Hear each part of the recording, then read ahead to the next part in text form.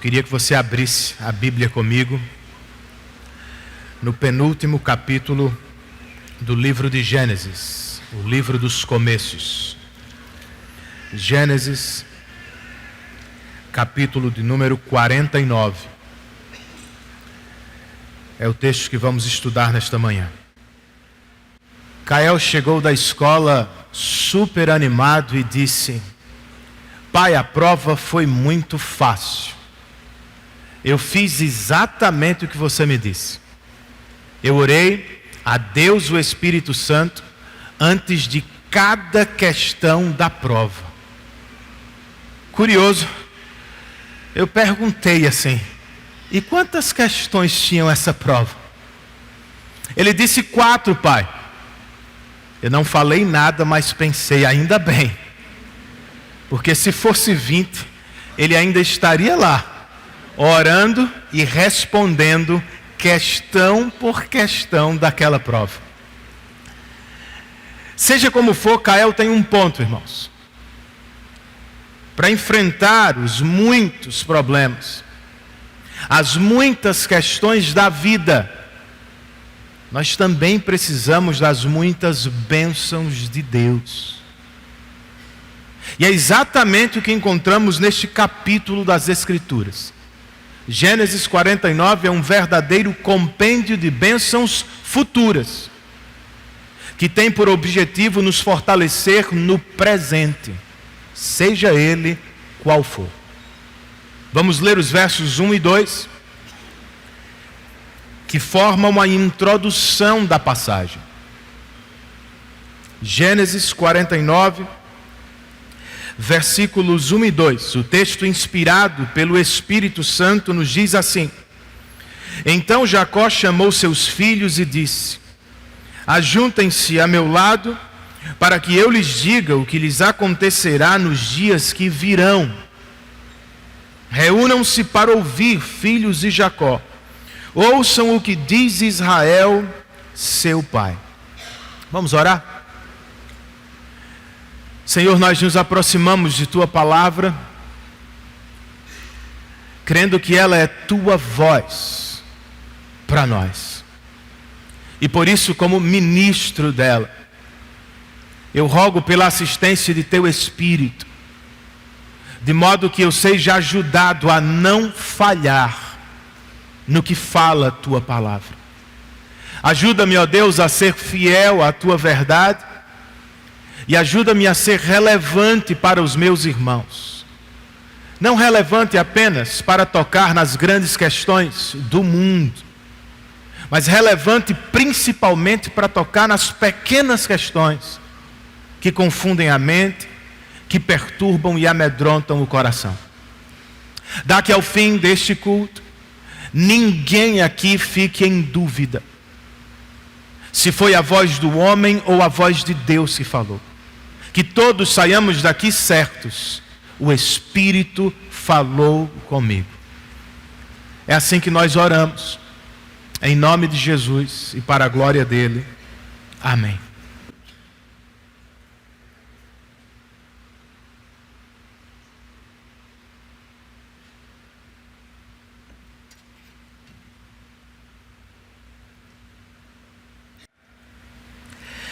Essa é a terceira bênção de Jacó, desde que o patriarca chegou ao Egito. No capítulo 47, ele abençoou o próprio faraó do Egito. No 48, semana passada ouvimos, ele abençoou seus netos, Efraim e Manassés.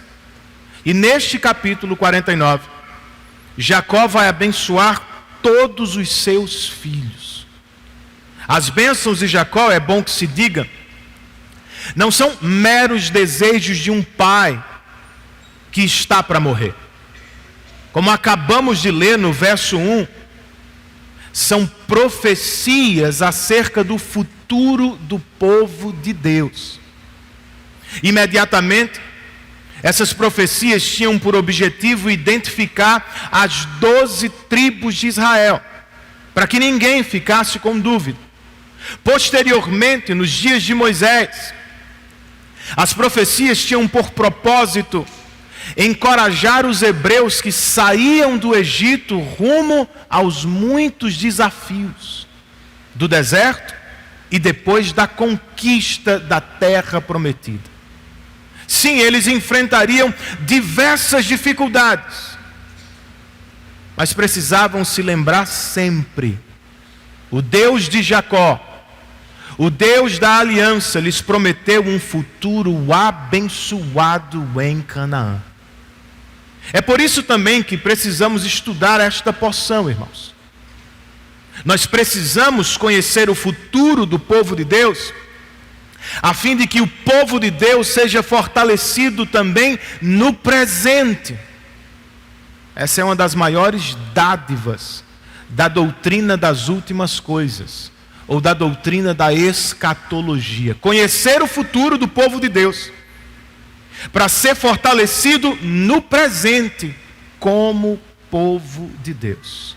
Se é isso, pastor, o que é que essa passagem nos ensina sobre o futuro do povo de Deus?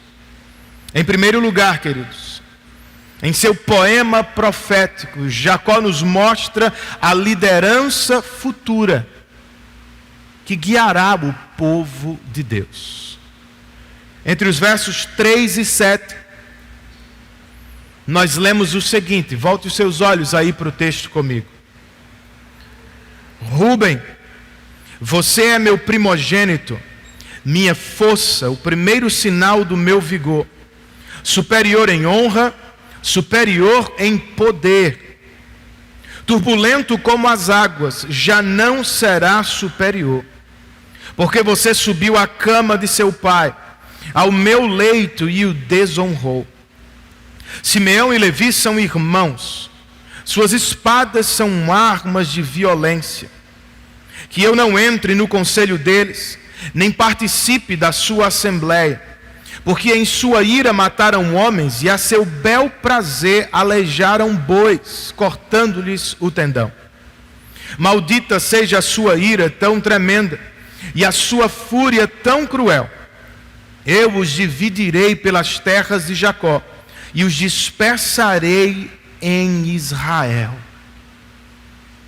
O que acabamos de ler não parece uma bênção, parece, mas é. Para Rúben, Simeão e Levi, os 3 primeiros filhos de Jacó, o que seu pai lhes disse se caracterizava muito mais como uma anti-bênção. Para o povo de Deus, porém, essas profecias se revelariam no futuro uma grande bênção. Por quê? Porque Deus estava prometendo proteger o seu povo de uma liderança perigosa. Perigosa como? Bem, Rúben foi desqualificado porque tentou roubar a liderança de seu pai, deitando-se com uma de suas mulheres. Somente. Ele pode ter sido visto como superior, porque era o primogênito, mas não será mais. Pois a verdade é, Rúben era turbulento e incontrolável como as águas. Como é que alguém assim pode liderar o povo de Deus? Simeão e Levi, por sua vez, foram desqualificados da liderança por sua violência. Em um ato de pura vingança, mataram todos os homens de Siquém. E em uma ação de violência sem sentido, só por raiva, só por ira, ainda aleijaram os animais daquele lugar. E porque cortaram homens e animais com a faca da circuncisão, no futuro eles serão cortados, apartados um do outro e espalhados por todo o território de Israel. Simeão ainda terá terra, mas seus descendentes vão ser absorvidos dentro do território maior de Judá. Os descendentes de Levi não terão terra em Israel, e serão espalhados por toda a terra prometida para servir seus irmãos. Os 3 primeiros filhos de Jacó recebem esta antibênção, que será uma bênção no futuro do povo de Deus. E agora, Renan, quem vai liderar Israel em dias vindouros? Entre os versos 8 e 12, o patriarca profeta nos diz: Judá, seus irmãos o louvarão, sua mão estará sobre o pescoço dos seus inimigos, os filhos de seu pai se curvarão diante de você. Judá é um leão novo, você vem subindo, filho meu, depois de matar a presa. Como um leão ele se assenta e deita-se como uma leoa. Quem tem coragem de acordá-lo? O cetro não se apartará de Judá, nem o bastão de comando de seus descendentes, até que venha aquele a quem ele pertence, e a ele as nações obedecerão. Ele amarrará seu jumento a uma videira, e o seu jumentinho ao ramo mais seleto. Lavará no vinho as suas roupas, no sangue das uvas as suas vestimentas. Seus olhos serão mais escuros que o vinho, e seus dentes mais brancos que o leite. Judá, irmãos, será o grande líder do povo de Deus. Embora seja pecador como seus irmãos, quando foi confrontado por sua nora, ele se arrependeu imediatamente. E embora tenha feito mal a José, como sabemos, ele se arrependeu e deu provas disso, oferecendo a si mesmo para sofrer no lugar de Benjamim. Se lembram disso? Talvez tenha sido isso que motivou Jacó a vê-lo como futuro líder do povo de Deus, e ele não seria o único. Pelo que acabamos de ler, os próprios irmãos de Judá vão louvá-lo, vão reconhecer seus muitos feitos na batalha e vão se curvar a ele, exatamente como já fizeram diante de José. Pois segundo viu Jacó, Judá será forte e corajoso como um leão, que vai guerrear as batalhas de Israel, e a ele muitos povos vão temer. Judá então e seus descendentes vão liderar o povo de Deus por muito tempo, mas não para sempre. De acordo com a bênção de Jacó, Judá reinará até que venha aquele a quem o cetro pertence. A ele não só Israel, mas todas as nações vão obedecer. De quem você acha que Jacó estava falando? É claro, de Jesus Cristo, a quem o ancião de Apocalipse 5 chama de raiz de Davi e de leão da tribo de Judá. Parcialmente então, a profecia de Jacó se cumpriria no reinado de Davi. Cabalmente, porém, só seria realizada na chegada do verdadeiro rei de Israel, Jesus. E como as pessoas identificariam a sua chegada? Como perceberiam que o rei estava presente? Os versos 11 e 12 que acabamos de ler falam de abundância sem igual. Vai ter tanto vinho na chegada do Salvador, que ninguém vai ficar preocupado com os jumentos comendo as videiras.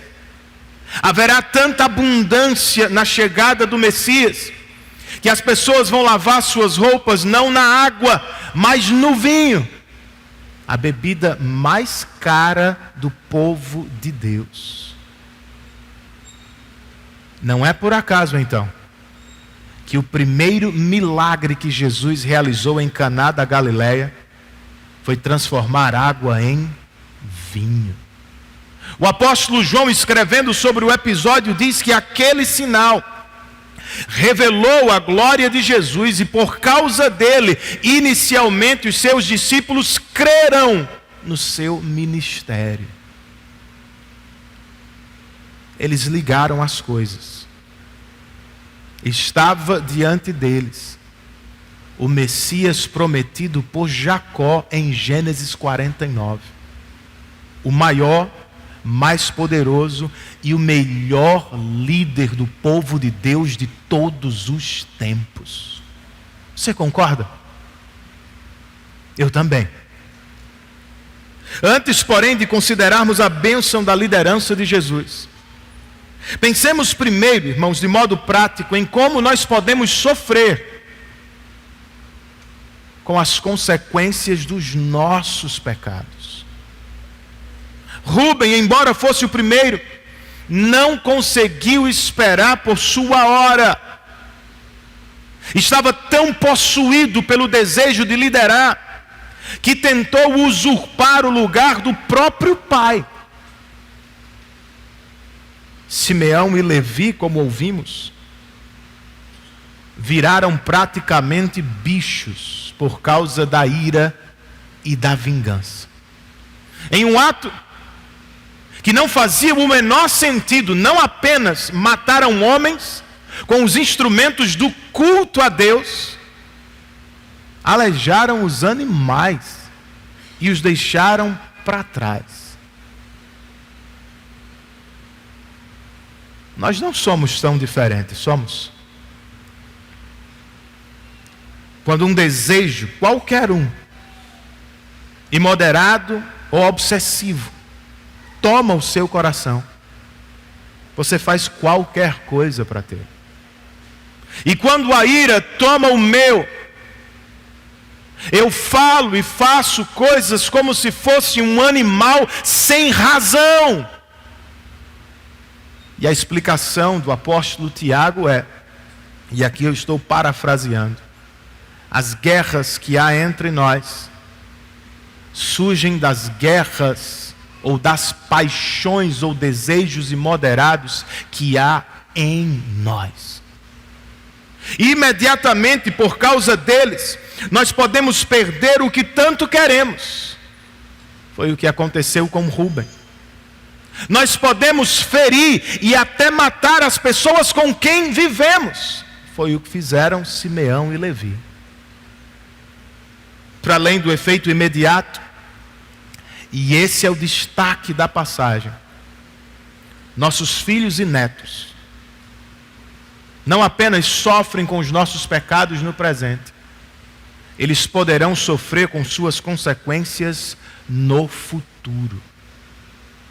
Eu não estou pensando em algo genético, nem me refiro à tal da maldição hereditária, como se a coisa passasse de pai para filho, por espíritos malignos territoriais ou donos de certas famílias. Claro que não.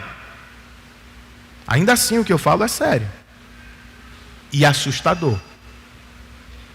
Eu estou falando da repetição de padrões pecaminosos. De novo, nossos filhos não apenas podem sofrer com os nossos pecados no presente, talvez no futuro aprendam a repetir as mesmas coisas. Por isso a questão da liderança é tão importante, irmãos. E por isso eu disse mais cedo que com a antibênção de Rúben, Simeão e Levi, Jacó estava na verdade abençoando o futuro do povo de Deus. Eu e vocês precisamos aprender com o patriarca. Se não queremos sofrer mais do que deveríamos no futuro, nós precisamos aprender a fazer boas escolhas no presente. E ninguém aqui está no escuro. Falando de política, por exemplo, a Bíblia fala abertamente sobre o papel do Estado na sociedade. E nos dá inúmeros exemplos de boa liderança. José é o administrador que salvou o povo na crise. Moisés é o legislador que deu leis justas e boas para o povo. Jesus é o grande rei que entregou a própria vida para servir seu povo. Nossos políticos não precisam necessariamente ser crentes, gente. Mas será que eles espelham algumas das qualidades que encontramos na Bíblia? Falando de família, irmãos, ou melhor, de igreja primeiro, de quantos escândalos não já ouvimos falar na liderança? E de quantos problemas ou divisões já não fomos forçados a participar?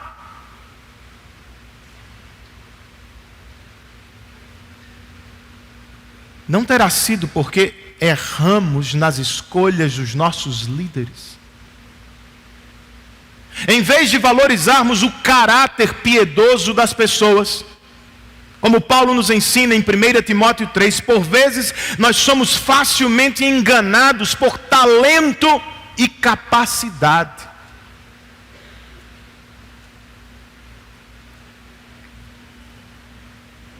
E o que dizemos da família, irmãos? Você conhece alguma família que sofre atualmente com frutos de uma liderança negligente, ou de uma liderança autoritária, ou de uma liderança abusiva? Moça, é o que você quer para o seu futuro? Veja bem. Pai, é o que você quer para sua filha? Escolha bem ao lado dela. Mãe, é o que você quer para o seu filho? Que ele seja um negligente ou um autoritário no futuro? Claro que não. Então que nos ocupemos com o treinamento dos jovens hoje, para que os nossos jovens homens sejam bons pastores da família no futuro, e para que as nossas jovens sejam capazes de fazer boas e seguras escolhas no presente. Eis o caminho que precisamos trilhar, irmãos. Só tem um detalhe: não vamos acertar sempre na escolha dos nossos líderes, vamos? E nem sempre conseguiremos dominar os desejos que guerreiam em nossos corações. Goste você disso ou não, nós vamos pecar em uma e na outra situação. E por causa disso, teremos de amargar consequências duras e pesadas. É fato. Mas nada disso tem que ser determinante para o futuro do povo de Deus. Um bom exemplo é o que aconteceu com a tribo de Levi. Por causa do pecado de seu pai, os descendentes de Levi foram sim espalhados por todo Israel, mas pela graça de Deus, os levitas se tornaram os sacerdotes da nação. Ainda foram distribuídos pelo território de Canaã, mas se tornaram praticamente os pastores do povo de Deus. Eu e vocês podemos viver algo parecido. Você pode ter sido profundamente ferido por familiares e amigos no passado. Ou quem sabe você é o pecador que feriu profundamente familiares e amigos no passado. Isso não precisa defini-lo no presente. Nós ainda teremos que carregar muitas marcas do que nos aconteceu no passado. E ainda teremos que lutar contra alguns pecados por muito tempo durante a vida. Isso não precisa definir o nosso futuro. Por quê? Alguém melhor do que Rúben, alguém melhor do que Simeão e Levi, alguém melhor até mesmo do que Judá, veio ao mundo para nos libertar do domínio e da condenação do pecado. O pecado, irmãos, é coisa séria. E sempre, em alguma medida, é destrutivo. Porém, você precisa lembrar, o pecado não terá a última palavra. Deus a tem. E por Cristo, Ele já nos salvou da condenação eterna. Deus tem a palavra final. E em Cristo, Ele pode nos liderar aqui e agora a um tempo de restauração para a glória de seu nome. O que resta saber é: você vai ouvir a voz dele? Vai se prostrar diante do Rei servidor que morreu na cruz? Vai se submeter à liderança dele, entendendo que ele é sim o seu Salvador, mas que também é seu dono, seu Senhor em todas as coisas da vida?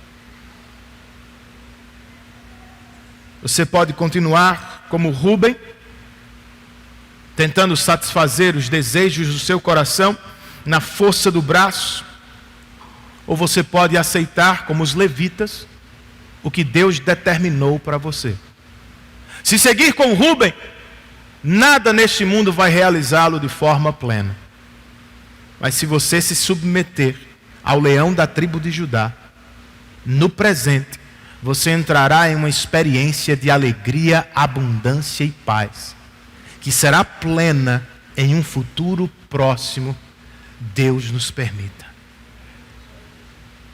Conhecer, portanto, o futuro do povo de Deus tem o poder de nos fortalecer e nos abençoar no presente do povo de Deus. Por isso, então, Jacó falou primeiro da liderança. Agora, ele nos falará sobre os perigos futuros que cercarão o povo de Deus.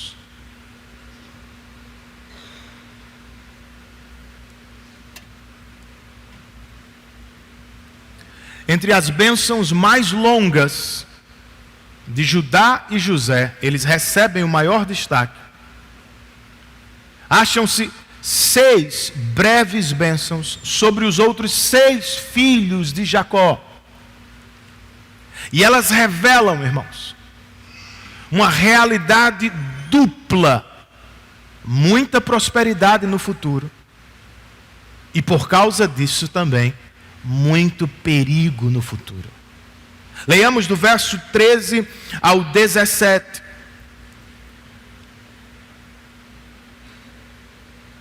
Zebulon morará à beira-mar e se tornará um porto para os navios. Suas fronteiras se estenderão até Sidom. Issacar é um jumento forte, deitado entre as suas cargas.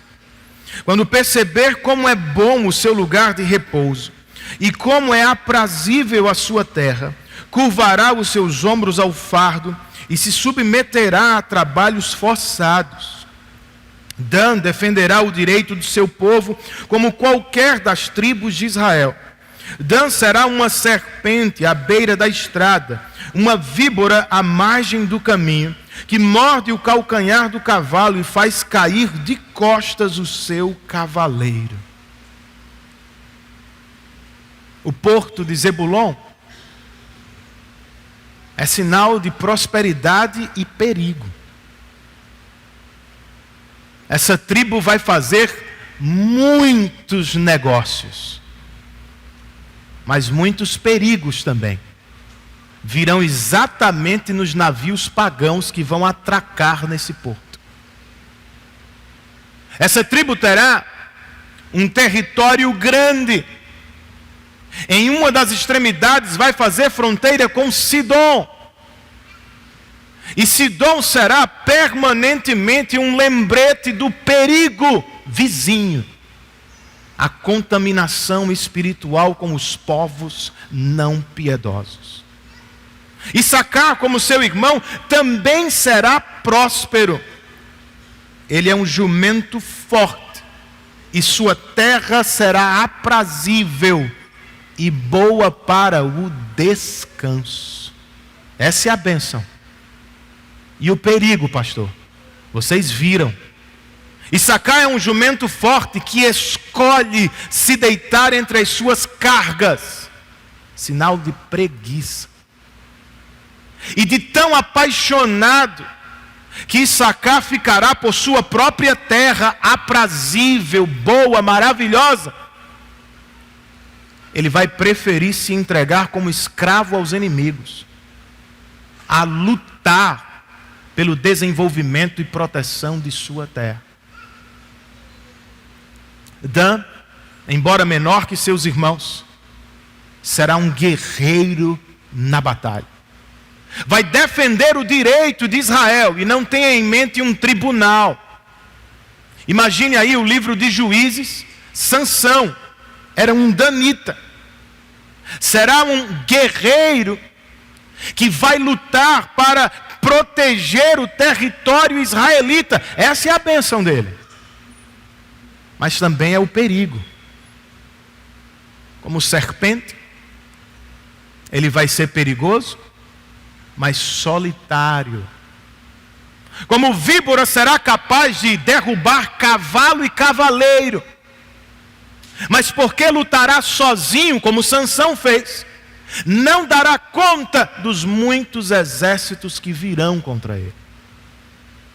Por isso, irmãos, ou pelo futuro próspero e perigoso de seus filhos, no verso 18, Jacó clama: ó Senhor, eu espero a tua libertação. Os filhos do patriarca, nós sabemos, não foram os melhores homens da terra. Seus descendentes tampouco seriam. Por isso então Jacó não espera muito deles. Jacó não confia neles. Jacó espera no Senhor, confia no Senhor, e aqui está orando: Deus, liberta os meus filhos no futuro. Depois desta oração, ele volta às breves bênçãos aos seus filhos. Versos 19, 20 e 21. Gade será atacado por um bando, mas é ele que o atacará e o perseguirá. A mesa de Azer será farta, ele oferecerá manjares de rei. Naftali é uma gazela solta, que por isso faz festa.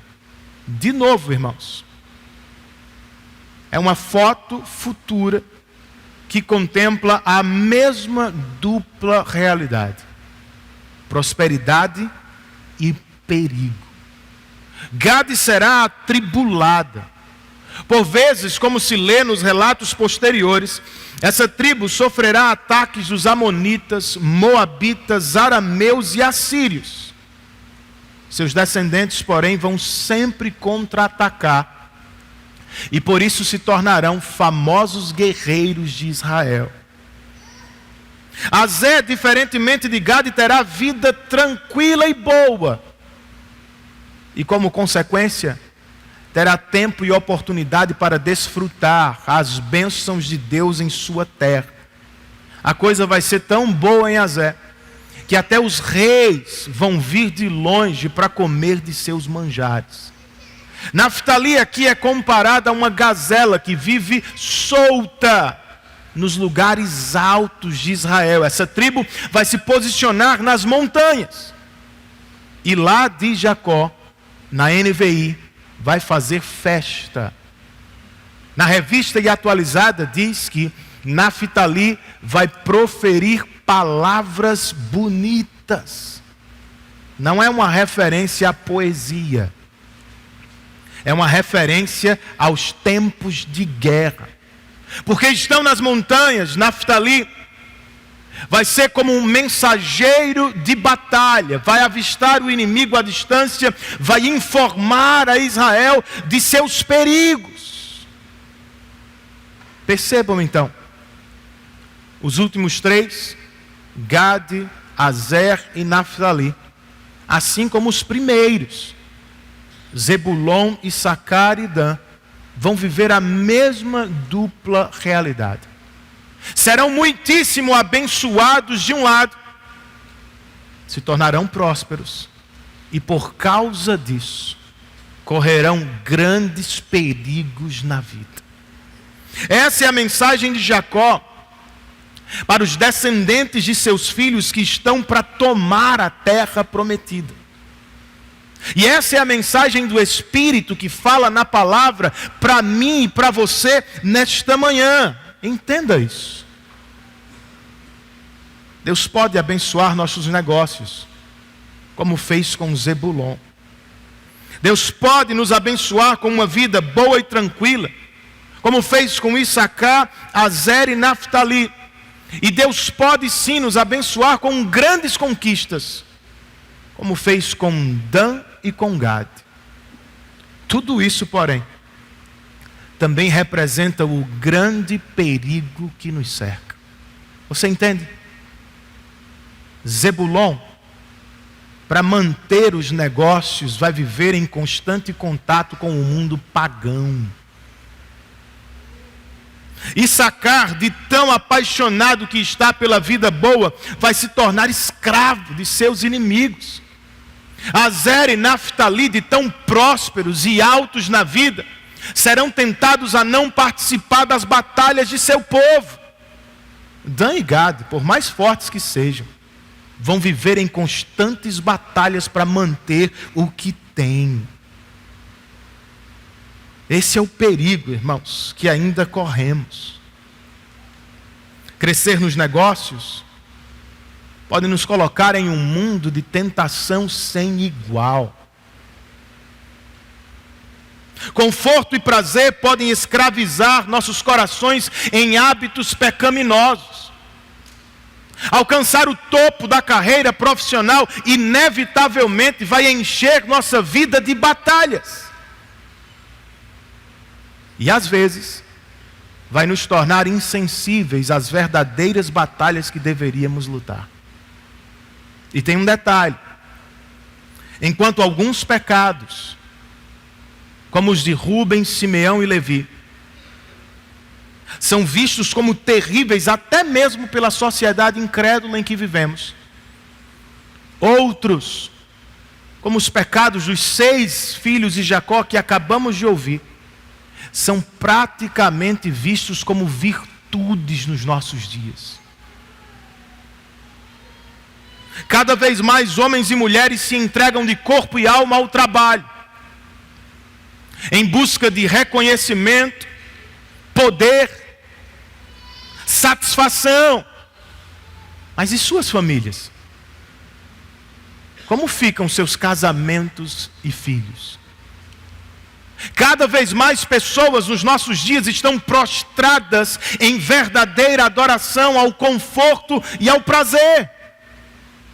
Ninguém vai recriminá-las por isso. Na verdade, essas pessoas são admiradas, são aplaudidas, são louvadas na televisão. Mas e seus corações? Completamente escravizados por hábitos pecaminosos. E suas batalhas constantes, suas muitas decepções com a vida, alguém está vendo? Eu e vocês, como povo da aliança, precisamos nos certificar de 2 coisas. Nós temos mesmo que desfrutar as bênçãos que Deus nos dá. Não fazê-lo também é pecado. Essa é uma coisa. A outra é: precisamos desfrutar as bênçãos sem perder de vista o Deus que abençoa. É o que Jacó está fazendo ao meio deste poema profético, quando diz: ó Senhor, eu espero a tua libertação. De novo, seus filhos não são os melhores homens, seus descendentes tampouco. Por isso ele não espera deles. Ele espera e confia no Senhor, que pode libertar seus filhos de todos os perigos da vida.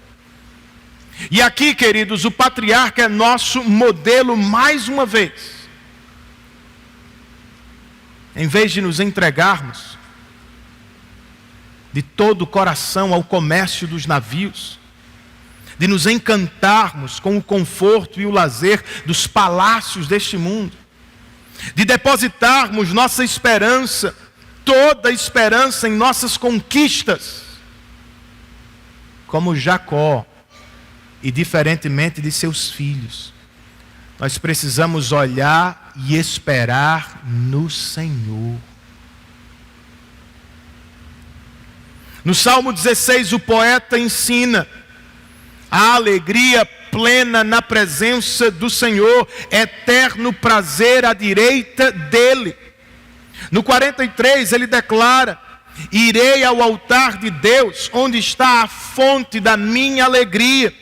No 63 ele canta: quero contemplar-te no santuário e avistar o teu poder e a tua glória, pois o teu amor é melhor do que a vida. A minha alma ficará satisfeita como quando tenho rico banquete diante dos homens. Você já viveu essa experiência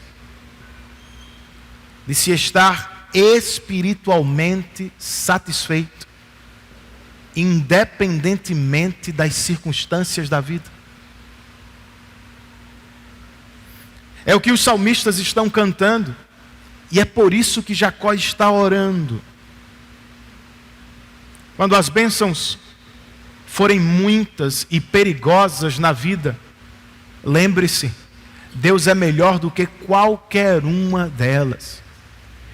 E quando nos faltarem, lembremos, Deus é melhor do que qualquer uma delas. Na verdade, como tão bem colocou o pastor John Piper, Deus é a melhor bênção de si mesmo, a maior dádiva que tem para o seu povo. Se temos a Ele, temos tudo o que mais precisamos. Tratá-lo assim, manter os olhos voltados para Deus como a grande dádiva da vida, é o que vai nos proteger, irmãos, nos dias de muita prosperidade, para não nos desviarmos dele, e nos dias de muita escassez, para não murmurarmos contra ele. Seja qual for a situação, Deus permanece suficiente para encher nossas vidas de muita e verdadeira alegria. Você crê nisso? Graças a Deus, pensei que era só eu. Além de falar da liderança futura e dos perigos futuros, para terminar, o patriarca profeta aqui ainda nos fala sobre as bênçãos futuras que estarão sobre o povo de Deus.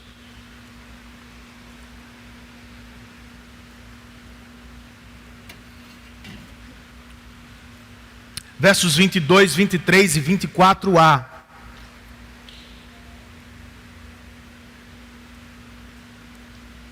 O texto diz: José é uma árvore frutífera. Árvore frutífera à beira de uma fonte, cujos galhos passam por cima do muro. Com rancor, arqueiros o atacaram, atirando-lhe flechas com hostilidade. Mas o seu arco permaneceu firme. Os seus braços continuaram fortes, ágeis para atirar. A árvore frutífera e a árvore à beira da fonte são metáforas que falam da prosperidade de José. E os galhos fortes e frondosos que passam por cima do muro indicam a expansão de sua glória ou território. E de fato, irmãos, a esta altura, Jacó, ou melhor, José já era um homem grande e poderoso no Egito. Mas não foi sem sofrimento. E Jacó o registra aqui. Flechas inimigas lhe atingiram de todas as direções. Algumas vieram de Canaã, da sua família. Outras vieram do Egito, onde ele estava. Contudo, ele resistiu a todas elas. Seu arco não foi quebrado. Seu braço continuou forte. Por alguma razão, José conseguiu se manter de pé. Como? De onde veio sua força? José permaneceu firme. Continua Jacó no verso 24, parte B. Pela mão do poderoso de Jacó. Pelo nome do pastor, a rocha de Israel. Pelo Deus de seu pai, que ajuda você, o Todo-Poderoso que o abençoa. Mais uma vez, lembrem-se disso. José não é o herói dessa história. Deus o é. Foi o Senhor quem sustentou, foi o Senhor quem separou, foi o Senhor quem protegeu José o tempo todo.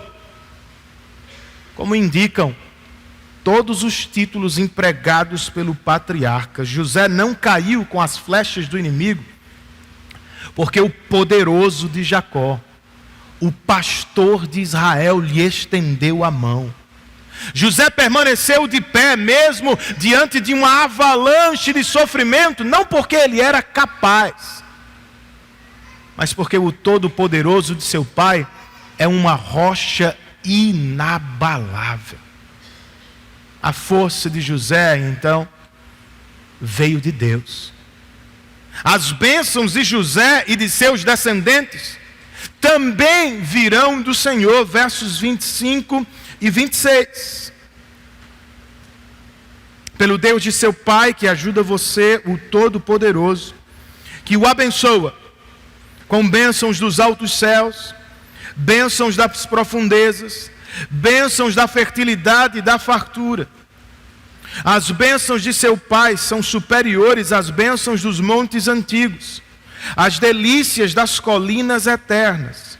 Que todas essas bênçãos repousem sobre a cabeça de José, sobre a fronte daquele que foi separado de entre os seus irmãos.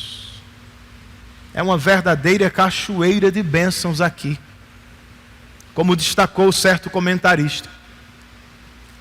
E ela tem por objetivo nos lembrar o seguinte, irmãos: Gênesis termina como também começou.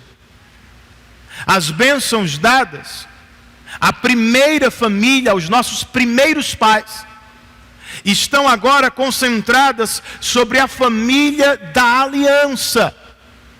É verdade que com a entrada do pecado no mundo, muita maldição nos veio. O projeto de Deus, contudo, permanece de pé. Ele vai abençoar todos os seus eleitos por meio da família da aliança. Só nos resta agora ler o verso 27 para fechar o compêndio de bênçãos. O verso 27 nos diz: Benjamim é um lobo predador. Pela manhã devora a presa e à tarde divide o seu despojo. Bem, há quem diga que se trata de uma imagem de coragem e generosidade, pois Benjamim devora o inimigo e divide os despojos. E há quem diga que, na verdade, se trata de uma foto negativa. Um lobo voraz quase nunca é tratado como algo positivo na Bíblia. Um lobo voraz que pega a presa dos mais fracos e faz com ela o que quer. Eu não sei se nós temos como decidir, ou se precisamos fazê-lo. Eu acho que é mais natural e sensato ler isso aqui, lembrando do que já foi dito sobre os outros filhos de Jacó. Benjamim, assim como seus irmãos, vai vivenciar muitas conquistas na vida, mas isso também ao custo de muita batalha que virá. E se estivermos certos, pode ser que tenhamos aqui um contraste entre os dois filhos de Raquel. Benjamim é aquele que luta para ter a bênção, enquanto José, como vimos, é aquele que recebe a bênção das mãos de Deus. E é claro que a pergunta é: com qual deles eu e vocês nos parecemos mais? Benjamim caça à noite, irmãos, devora a presa de manhã e à tarde ainda está dividindo os despojos.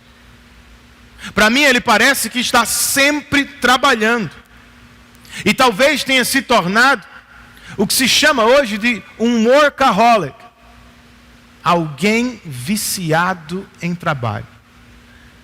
Ele trabalha muito, o que pode ser louvável, mas ele nunca consegue se desligar do trabalho, o que é prejudicial e talvez até pecaminoso. Esse é você? Por que alguém se torna um workaholic? Segundo psicólogos, as pessoas se tornam viciadas em trabalho porque não se sentem satisfeitas com o próprio desempenho, porque julgam que nunca fizeram o suficiente, ou porque dependem demais da aprovação dos outros. Faz sentido. Porém, segundo a Bíblia, os crentes se tornam viciados em trabalho basicamente por uma coisa: eles tiram os olhos de Deus. Se Deus está fora da jogada, nós precisamos trabalhar com toda a nossa força, como se estivéssemos sozinhos. Se não lembramos do trabalho de Deus em Cristo, nós precisamos mesmo fazer tudo para merecer o reconhecimento e o amor das pessoas, e talvez até do próprio Deus. Ainda bem, irmãos, que esse não é o único caminho. José representa aqui uma alternativa mais saudável e bíblica. E precisamos notar, como Benjamim, ele trabalhou muito na casa de Potifar, na prisão do rei, no palácio do faraó, nos muitos anos de crise, ele trabalhou muito. Contudo, como ouvimos de Jacó, não foi porque trabalhou muito que prosperou. Não foi porque era forte em si mesmo que ele conseguiu ficar de pé. A força de José, o êxito de José, a bênção de José veio da mão do Todo-Poderoso de Israel. Será que é como enxergamos a vida? Interpretamos o esforço das nossas mãos, o resultado dos nossos trabalhos? Eu espero que sim. Pois a verdade é, os crentes nunca estão sozinhos, nem mesmo quando se acham no Egito. Então, se você está nos maus dias da vida, se está sendo atacado, se está lutando para se manter de pé em meio às muitas crises do presente, lembre-se do Deus de José, do seu Deus. As palavras de Jacó, nosso Deus é pastor, é a rocha de Israel. Sabe o que significa? Que Ele cuidará de cada um de nós, e que crise alguma da vida será capaz de abalar os seus fundamentos. Se estiver sozinho, você pode ter todo o dinheiro do mundo, você vai cair. Se estiver sozinho, você pode achar que é a pessoa mais forte de João Pessoa, você vai cair. Mas se confia em Deus, se depende dEle, você pode se achar a pessoa mais fraca entre nós, não tem problema. Você está seguro na rocha inabalável que é o nosso Deus. Se estiver nos bons dias do Egito, se as árvores se tornaram frutíferas, se seus galhos de tão fortes e prósperos estão passando por cima do muro das outras casas, lembre-se do seu Deus, do Deus de José, do Deus elogiado e cantado aqui por Jacó. Tudo o que temos vem dele. A ajuda que precisamos vem dele. A força que precisamos vem dele. É dele. Ou é a mão dele que nos sustenta, irmãos. É a mão dele que nos ajuda. É a mão de Deus que nos abençoa com bênçãos de todas as direções. Então entenda. O O segredo da bênção do povo de Deus não é o povo de Deus. Não é José, não é Benjamim. O segredo da bênção do povo de Deus é o próprio Deus, que por pura graça abençoa o seu povo. Nem Benjamim, por causa de seus pecados, vai ficar de fora. Nem José, por causa de suas virtudes, tem lugar garantido do lado de dentro. Os mais bonzinhos, como José. Os mais ruinzinhos, como Rubem, Simeão e Levi. Nenhum deles pode fazer por merecer ou por não merecer completamente a graça de Deus. Os dois, ou melhor, todos os filhos de Jacó são pecadores, e como eles, todos nós também. No entanto, irmãos, por pura graça, o que significa sem nenhum mérito nosso, Deus nos abriu o caminho da bênção, por meio da morte e ressurreição do descendente de Judá, Jesus. Como filho eterno de Deus, Jesus não precisava se tornar descendente de Judá para ser rei. Ele sempre foi. Ele resolveu, ele escolheu se encarnar e se tornar descendente de Judá para ser nosso redentor na cruz. Na cruz, como o leão da tribo de Judá, ele venceu os nossos mais terríveis inimigos, entregando-se como o cordeiro pascal do povo de Deus. Assim ele assumiu a maldição que era nossa, que todos nós merecíamos, e nos deu a bênção imerecida da salvação diante da justiça de Deus. Se você quiser fazer parte desta bênção, você primeiro precisa lavar suas vestes no sangue do Cordeiro. Olha que maravilha! Uma vez com vestes lavadas no sangue do Cordeiro, Deus o trata como se você nunca tivesse pecado. Ele olha para você por meio do que Cristo fez e diz: este é meu filho, minha filha, mais do que abençoado para todo o sempre. Talvez seja muito bom para ser verdade para você. Bem, voltando ao início, na prova que eu mencionei, por pura graça, Kael tirou 10. Ficou feliz da vida.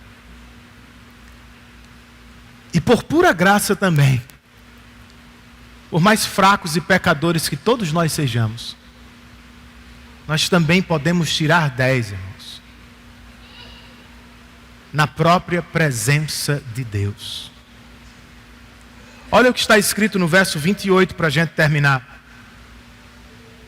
É a conclusão desta passagem. Moisés escreve: são esses os que formaram as 12 tribos de Israel. E foi isso que seu pai lhes disse, ao abençoá-los, dando a cada um a bênção que lhe pertencia. É verdade, as bênçãos foram diferentes, mas nenhum filho de Jacó ficou sem bênção. Nenhum deles ficou de fora do futuro do povo de Deus. De novo, não mereciam. Eu e vocês também não merecemos. Mas todos nós fomos abençoados como um 10 diante de Deus, por causa de Cristo Jesus. O apóstolo Paulo escreve aos Efésios: Bendito seja o Deus e Pai de nosso Senhor Jesus Cristo, que nos abençoou com toda sorte de bênçãos nas regiões celestiais em Cristo. Entenda isso e se alegre na presença do Senhor. Eu e vocês não merecemos. Você jamais conseguiria, por conta própria, tirar 10 diante da presença do Senhor. Ninguém consegue tirar 10 nem em matemática aqui, toda hora. Quanto mais perante a face de um Deus santo e justo. Então a grande bênção do cristianismo não é se esforcem para tirar 10. Se vocês conseguirem, Deus vai abençoá-los. Fosse isso, a gente podia terminar isso aqui e nem tentar mais. A grande bênção que nós oferecemos a você todos os domingos é: celebre aquele que tirou 10 no seu lugar. Por causa dele, você está hoje e estará para sempre sob a bênção do Deus que agora é seu Pai. Não viva sob a ética do devedor. Eu preciso fazer por merecer aquilo que Deus me deu. Você não tem como fazer. Viva com um coração cheio de gratidão e louvor. Eu nunca mereci, não mereço, jamais merecerei. Mas em Cristo, Deus me amou antes da fundação do mundo. Em Cristo, Ele me salvou da condenação eterna. Em Cristo, eu sou muito abençoado para todo sempre.